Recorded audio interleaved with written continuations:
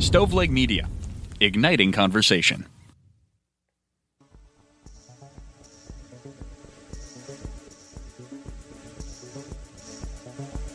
Welcome to True Crime to Go. What can I get for you? Man, can I have some of the Lord's chicken and maybe, like, I don't know, a kidnapped pastor? Is that too much? Pull up to the second window and we'll see you next crime. Welcome to True Crime to Go. I am John, here as always with my buddy Jamie. How you doing, man? When you say the Lord's chicken, are we talking about Chick-fil-A? I didn't say that. Okay. I'm not saying that. Okay. I don't want to get sued.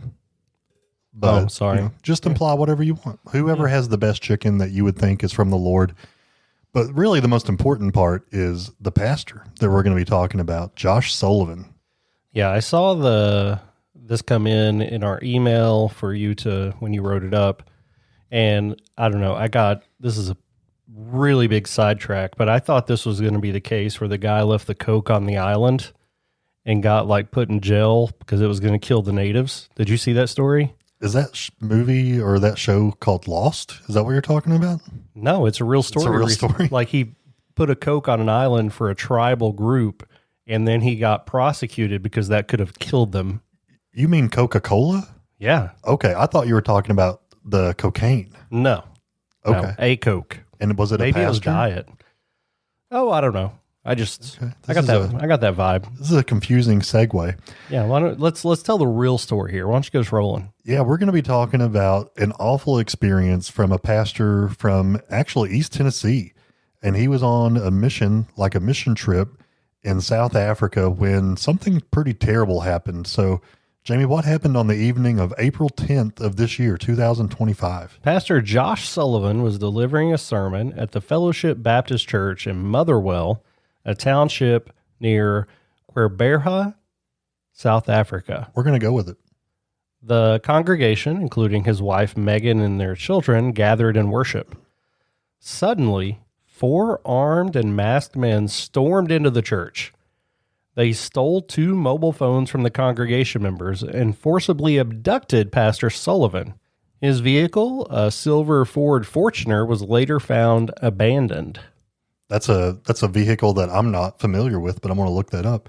So the South African Police Service, which had a couple of specialized units, one of them being called the Hawks. That's a cool name. They weren't actual police birds. No, they were people. But maybe that would be cool. And then there was another anti-gang unit. And then the Serious Organized Crimes Unit launched a pretty intensive investigation. And their efforts led to a house in a town approximately 20 minutes from the church. And on April 15th, 2025, as officers approached the suspected location, suspects in a vehicle attempted to fire and tried to run away while they were doing so. And then a shootout happened. 3 unidentified suspects were killed. Pastor Sullivan was found inside the vehicle.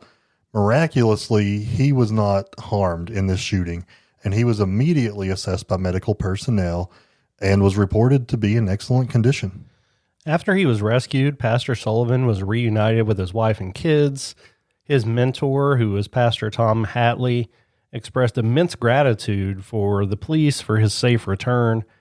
The incident really shows that in South Africa right now, kidnappings are on the rise. They've gone up over 264% over the last 10 years. And John, this is such a scary situation. You're right in the middle of church and somebody comes in and kidnaps you.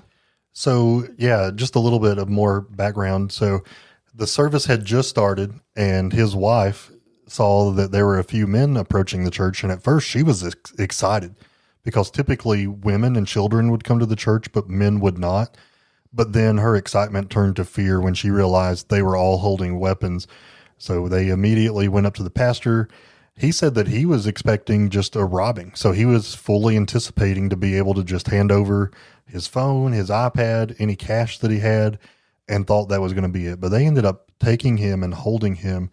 He said that they gave him food and water every day, but they were wanting ransom. So they wanted the equivalent of about $200,000 of ransom for his life. And they would call his wife and demand ransom every day or so. And during those phone calls, they were rough, and he was really fearful of his life. But the rest of the time, he was just bored. He was not talking to anybody, and they did offer him food and water. So it seems like just they wanted to ransom money, and that was really it. Yeah, it's a super scary situation. And I mean, we could spend a whole episode just talking about his recovery and the fact that he was found and recovered. And in this shootout where 3 people in a car died, he was untouched.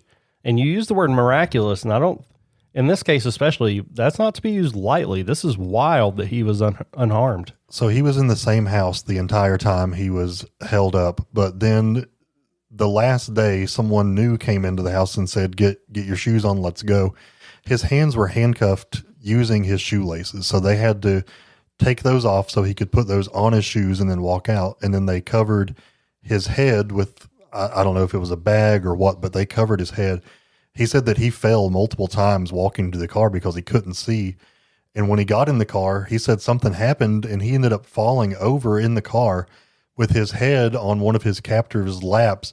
And as soon as he fell, that's when the authorities started shooting at the perpetrators and killed all 3 of them.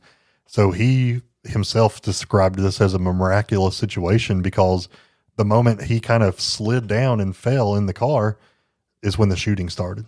Right. And obviously his family there doing mission work, trying to share their faith with individuals there. And I don't know, a lot of times we take for granted how dangerous that could be. And this goes to show you that they really are putting their lives on the line. And this situation barely made it out with their lives. So on a funny note, once Josh was reunited with his wife and family, one of the first things that his friends had to tell him was about the Nico Iamaleava situation at the University of Tennessee, because he got kidnapped. And then right after that is when the Nico debacle that we spoke about a couple of weeks ago on True Crime to Go happened. So when his life was spared, but he was more upset about Nico transferring to UCLA than he was his own life. I think that goes to show you that he has good faith, but is a good old boy, good Tennessean at heart. Yeah. It's I don't know. I don't know what to say about that. I had read that as well, and I thought it was pretty humorous and lighthearted. And thankfully, he was in a place to where he could. I don't know. I think if I'm kidnapped, I think I'm not going to care about things like that for a while. But his spirits were obviously high, and he was able to think about something kind of entertaining and make a joke. So good for him. I tell you, it's the East Tennessee mantra, right? The 3 F's. You have your priorities set as faith, family, and football. So his faith was not shaken. His family was there, and football, that was the mess of the situation for him. So I love it. Now, incredible story here, and thankfully a note of survival. And it sounds like things are rough right now in South Africa with the rise in kidnapping. So if you're in that area, around that area, know people in that area, be safe. Yep. Guys, we appreciate you tuning in to this one, and prayers for Josh as he probably continues to heal mentally. But yeah, thanks for sticking around. It's been a crime story in 10 minutes or less. Would you like crime with that?